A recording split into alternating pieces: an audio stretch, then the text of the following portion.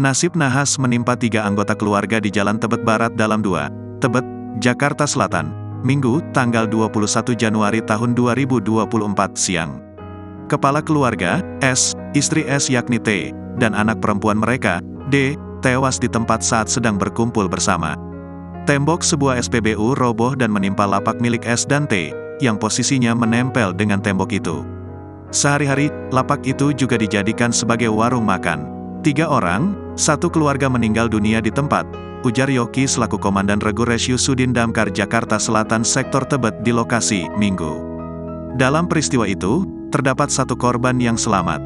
Ia adalah MF, yang merupakan cucu S dan T, serta anak D. Yoki mengatakan, MF mengalami luka-luka pada bagian wajah dan tangan saat ditemukan.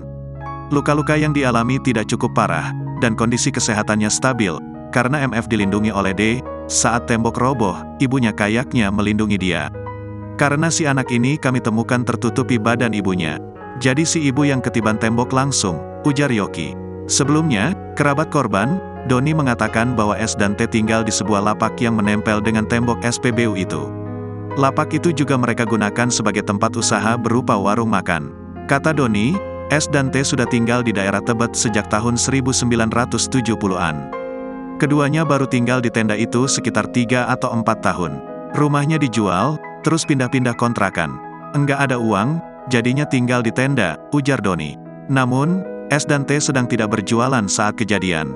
Keduanya baru saja pergi dari rumah sakit sebelum kejadian.